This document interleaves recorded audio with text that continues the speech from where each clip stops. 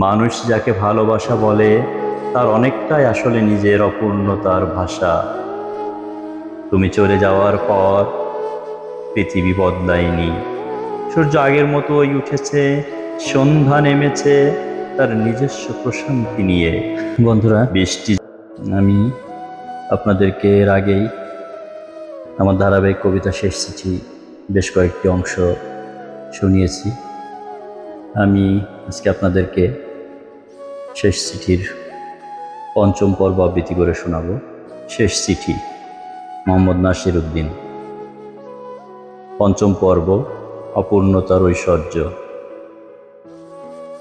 সব প্রাপ্তি হাতে এসে ধরা দেয় না, কিছু প্রাপ্তি জন্ম দেয় হৃদয়ের গভীরে, আর কিছু অপূর্ণতায় মানুষকে তার রবের সবচেয়ে কাছে পৌঁছে দেয়।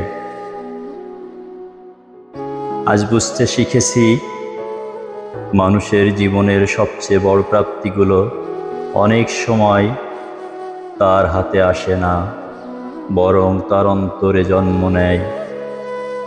একদিন আমি ভেবেছিলাম তোমাকে পাওয়াই আমার জীবনের পূর্ণতা।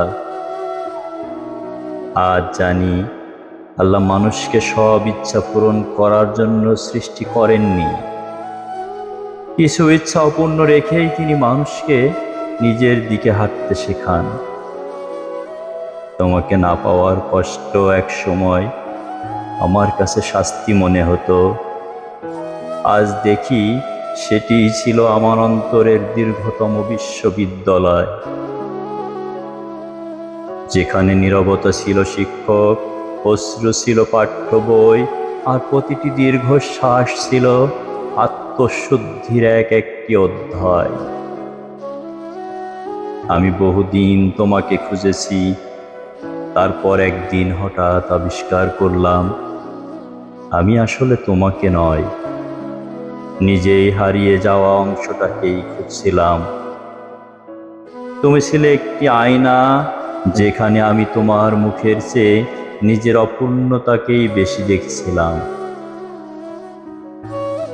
অদ্ভুত, তাই না? মানুষ যাকে ভালোবাসা বলে তার অনেকটাই আসলে নিজের অপূর্ণতার ভাষা। তুমি চলে যাওয়ার পর পৃথিবী বদলায়নি, সূর্য আগের মতোই উঠেছে, সন্ধ্যা নেমেছে তার নিজস্ব প্রশান্তি নিয়ে, বৃষ্টি ঝরেছে তার চিরচেনা সুরে। শুধু আমার ভেতরের একটি ঋতু চিরদিনের জন্য বদলে গেছে।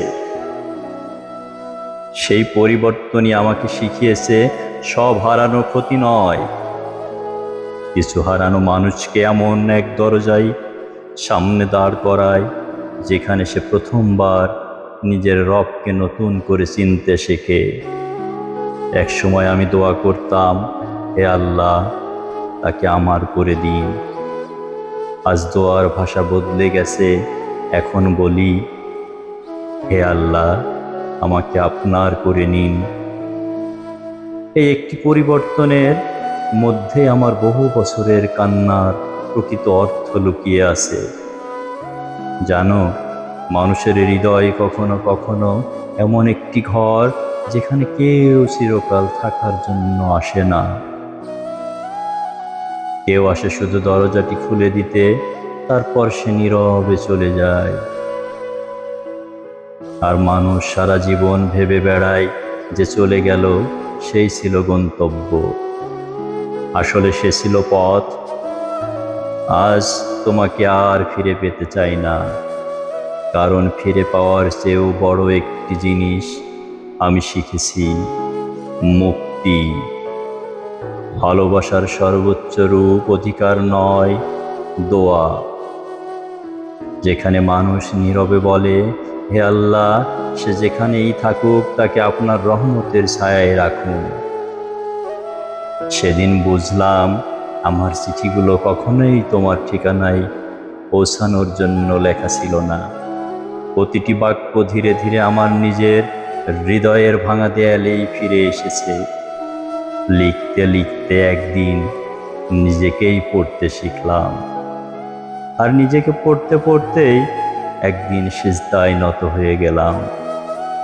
সেদিন প্রথম বুঝলাম কিছু চিঠির উত্তর মানুষ দেয় না, আল্লাহ দেন। আজ আমার কাছে অপূর্ণতা কোনো অভিশাপ নয়, এটি আল্লাহর এমন এক গোপন নিয়ামত যার প্রজ্ঞা মানুষ অনেক সময় বহু বছর পর বুঝতে শেখে। সব ফুল ঘরে আনার জন্য ফোটে না, কিছু ফুল দূর থেকেই সুবাস বিলিয়ে যায়। সব মানুষ জীবন সঙ্গী হয়ে আসে না, কিছু মানুষ আসে জীবনের দিকটাই বদলে দিতে। সব ভালোবাসা মিলনে শেষ হয় না, কিছু ভালোবাসা মানুষকে এমন এক দরজায় পৌঁছে দেয় যেখানে দাঁড়িয়ে সে পৃথিবীর সব কোলাহল ভুলে শুধু বলে, হে আমার রব, আমি অনেক ঘুরেছি, এবার আমি আপনার কাছেই ফিরতে চাই। যদি কোনোদিন এই চিঠির শেষ পাতায় কেউ এসে দাঁড়ায়, আমি চাই না সে আমার গল্প পড়ুক, সে যেন নিজের গল্প পড়ে, সে যেন কোনো হারিয়ে যাওয়া মানুষের মুখ না খোঁজে, সে যেন নিজের হৃদয়ের সেই নিঃশব্দ কক্ষটি খুঁজে পায় যেখানে বহুদিন ধরে একটি উচ্চারিত হওয়ার অপেক্ষায় আছে।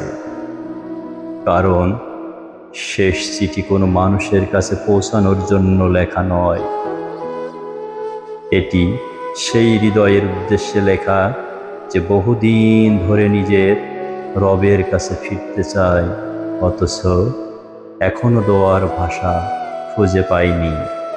ধন্যবাদ প্রিয় বন্ধুরা, কবিতাটি সকলে শুনবেন, ভালো লাগবে ইনশাআল্লাহ।